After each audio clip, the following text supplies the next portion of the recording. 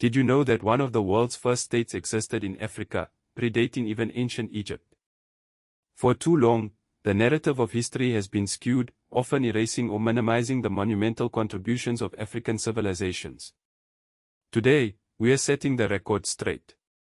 We are diving deep into the real history of Africa, unearthing the truth about empires, innovations, and legacies that have been deliberately overlooked. Our journey begins in Nubia, modern-day Sudan, with the civilization of Ta Seti. Established before 5000 BCE, Ta Seti might just be the world's earliest known state, complete with a monarchy and advanced political systems. This sophisticated society existed well before the famed pyramids of Egypt even began construction, challenging the long-held belief that civilization originated solely in Mesopotamia or Egypt. Speaking of Egypt, let's address its relationship with its southern neighbor, Nubia. The kingdom of Kush, another Nubian power, flourished from around 2500 BCE. In 747 BCE, King Pi of Kush conquered Egypt, establishing the 25th dynasty and ruling over both kingdoms. For over a century, Nubian pharaohs reigned supreme, leaving their mark on Egyptian culture and architecture. This undeniable period of African rule in Egypt is often downplayed or ignored in mainstream historical accounts. Moving eastward, we encounter the kingdom of Axum, located in modern-day Ethiopia. Rising to prominence around 100 CE, Axum became a major trading power, exporting ivory, gold, and other valuable commodities. But Axum's significance extends beyond trade. Around 330 CE, under the reign of King Izana, Axum converted to Christianity, becoming one of the earliest Christian states in the world. Axum even minted its own gold coins, a testament to its economic and political power. These coins circulated widely, further solidifying Axum's influence in the region. Now, let's journey westward to explore the empires of West Africa. The Ghana Empire, peaking between 300 and 1100 CE, controlled the lucrative trans-Saharan trade in gold and salt. Its capital, Kumbisola, was a bustling metropolis, housing an estimated 15,000 to 20,000 people. The empire's wealth and power were legendary, attracting traders and scholars from across the continent and beyond. But Ghana was just the beginning. The Mali Empire, founded around 1235 CE by Sandiota Keita, rose to even greater heights. Its most famous ruler, Mansa Musa, reigned from 1312 to 1337 CE. Mansa Musa's pilgrimage to Mecca in 1324 is the stuff of legends. He traveled with a massive entourage, distributing so much gold that he single-handedly crashed the economy of Cairo for over a decade. But Mansa Musa was more than just a wealthy ruler. He was a patron of the arts and sciences, transforming the city of Timbuktu into a major center of learning. The Senko University in Timbuktu, funded by Mansa Musa, became one of the most prestigious universities in the world, attracting students and scholars from across Africa, the Middle East, and Europe. Its libraries housed hundreds of thousands of manuscripts, covering subjects ranging from astronomy and mathematics to law and literature.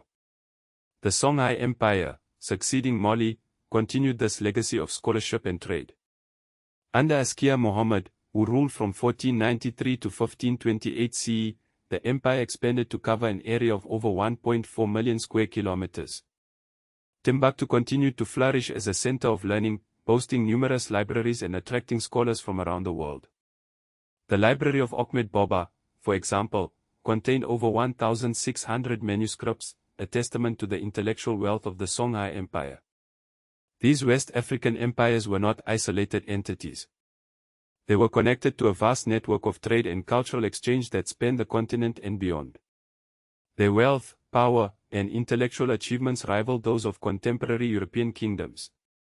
So why is this history so often ignored?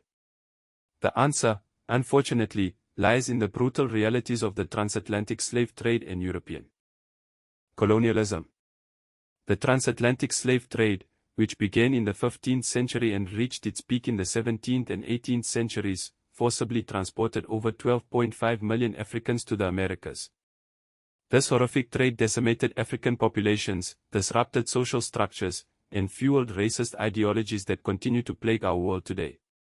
The scramble for Africa in the late 19th century saw European powers partitioning the continent among themselves, establishing colonial rule over vast territories.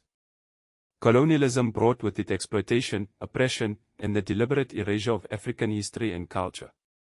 Colonial scholars often dismissed African civilizations as primitive and backward, justifying their domination and exploitation. They systematically destroyed African artifacts, suppressed African languages, and rewrote African history to suit their own agendas. Even today, the legacy of colonialism continues to shape our understanding of Africa.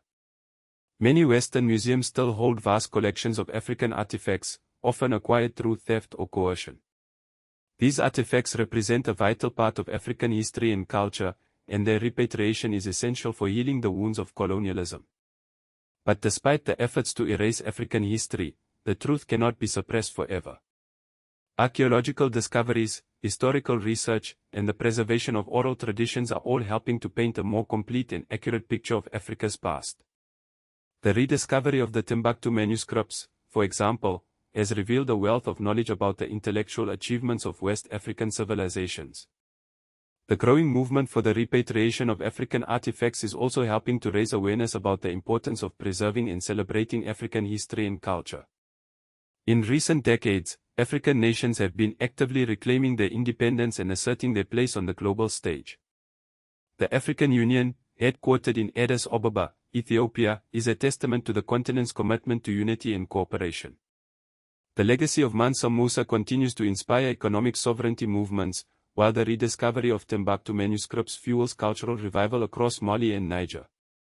The story of Africa is a story of resilience, innovation, and cultural richness. It is a story that deserves to be told, not erased. By confronting the myths and distortions of the past, we can begin to build a more just and equitable future for all. Let us remember that Africa is not just a continent of poverty and conflict. It is the cradle of humanity, the birthplace of civilization, and a land of immense potential. It is time to rewrite the narrative and celebrate the true history of Africa. The erasure stops now.